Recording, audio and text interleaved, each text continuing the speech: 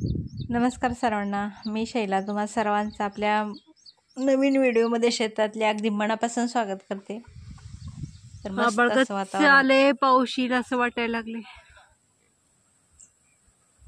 दुपारची वेळ आहे, मस्त शेमेचं झाडाखाली बसून जेवण केले आणि हे बघा चिंचेचं झाड आहे, मस्त एकदम दाट दाट आणि इकडं म्हशीला बांधले।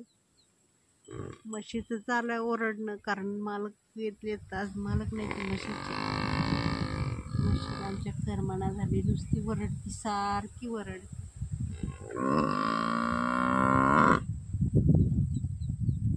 असं इकडं आहे सोयाबीन, हे माझ्या माहेरचं शेत आहे आणि पलीकडच्या साईडला आहे ओढीत पेरलेलं आहे, इकडं सोयाबीन पेरले आणि जवळच अशा पवनचक्क्या आहेत, त्या भरपूर अशा पवनचक्क्या आहेत इकडे या भागामध्ये।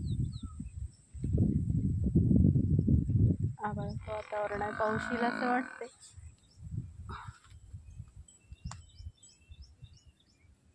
सोडायची का हिला जरा, त्या बांधाला चारावी लागते, मग ती म्हैस कशी चारावी तशी इथंच असते दिवसभर बांधा। काम नसलं का मग सोडतेत, हे का ओरडायचंच बंद राहिलं घरी, सारखी दुसरी ओरडाली। कोण बसाय तिकडे त्या बांधायला पाहिजे, मला पळवत मी वावरात नाही। चिमणी किती छान आहे, छोटीशी पिवळ्या कलरची, पण दिसत नाही तुम्ही कॅमेऱ्यामध्ये, फांदीच्या आहे जरा किंचित दिसते। त्या दिवसातच पिवळ्या कलरच्या चिमण्या दिसतात आणि आमच्या तिकडं कराडच्या घरी तर नुसता चिमण्यांचा थवाच असायचा, सकाळचं तरी लई चिमण्या असायच्या, लई भारी वाटायचं। मी उठलं का रोज चिमण्याला तांदूळ टाकायचे, दिवसातनं कमीत कमी 2-3 वेळा तरी ठरलेलंच टायमिंग असायचं त्यांचं, तांदूळ खायला यायच्याच। जरा जर उशीर झाला तर मग त्यांचा खरवा चालू राहायचा। कराड सोडलं पण कराडची आठवणी काय जाईनात आणि सारखी आठवण येते घराची, ही करमत नाही इकडं अजून। तर आता थोडंसं झोपलेली आहे, आता उठले आणि संकेत बसला इकडे झाडाखाली, मस्त छान वाटायला लागले, पण थंड वातावरण आहे। आणि आमचा राजा पण बसलाय, या बघा कसा बसलाय, तुरा काढून एकटाच बसलाय। कोंबड्या कुणीकडे गेले ते की, पण हिने एकटं बसले, चांगलं शांत बसले। वरचा कोंबडा कसा साध घालायलाय बघा, ज्याची त्याची भाषा ज्याची त्याला जाणते कळते, आहे नाही। हे तर का बंदच होईना ओरडणं।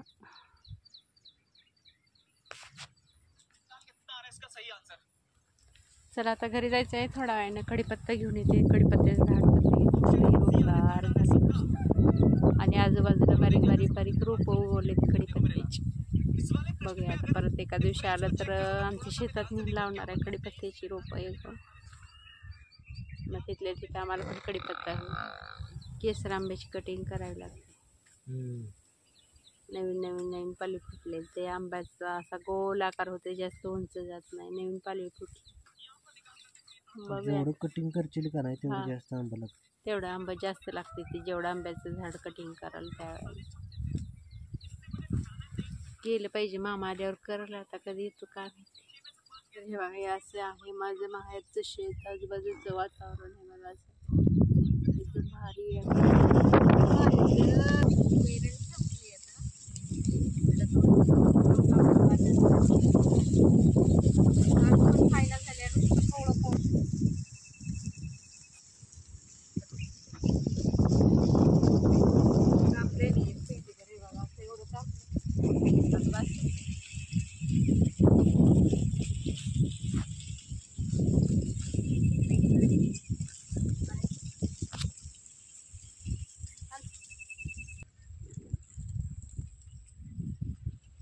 मग असते ती साप ही अडचणीचं, बघून जायचं, उगाच फिरायचं नाही शेतात आल्यावर इकडून तिकडून। गवत लय बांध फुटला आहे बघा, हिरवगार गवत चालले, अडचणीचं काही कळत नाही।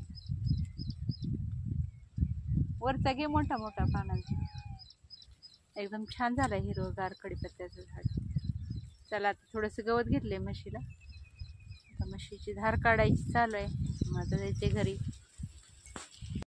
चल ग ही धर की गवत घ्यायचंय मला उचलून. मोबाईल इथे एक पडलाय. चल लवकर. हे बघा बारीक रोप उगवले ती कडीपत्त्याची भरपूर अशी. दीदी काढते रोप. कशाला काढत असेल? हे बघा दीदीने काढलं रोप उकडून. मुळा असं कट काढली. आता ही कुठं लावायचं? आपल्या शेतात. हा पिशवीत रोप तयार करणार आहे मग बघा. कर रोप आपल्या तिकडे खाली शेतात. पकड.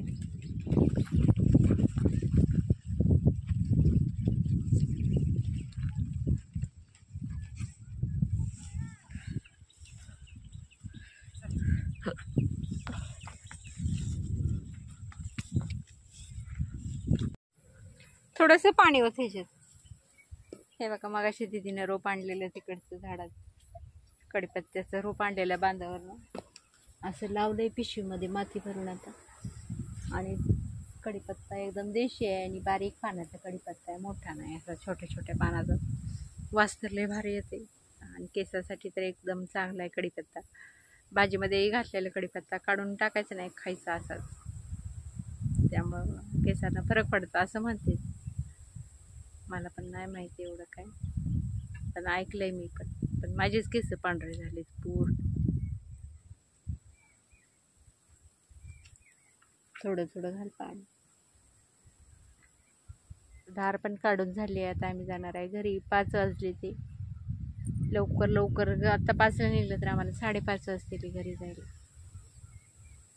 जवळजवळ अर्धा-पाऊण तास लागले आणि लागते एवढं लांब. आणि आमचं तर ह्याच्यापेक्षा लांब आहे शेत. आता इथून आमच्या शेतात जायला अर्धा तास लागेल. आईच्या शेतापासून आमचं अजून लांब अर्धा तास लागते. जवळ आमच्या शेतात जायला 1 तास लागते. एवढं लांब आहे आमचं शेत.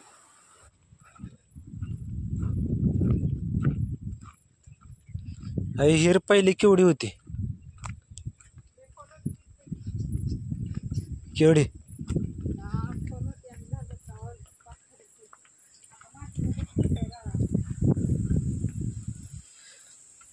त्याच्यात बैल धुयायची पहिले.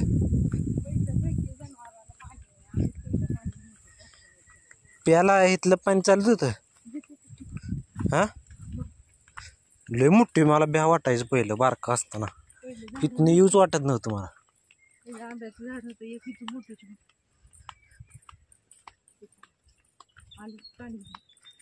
झाडं पण भरत आली आहेत माती.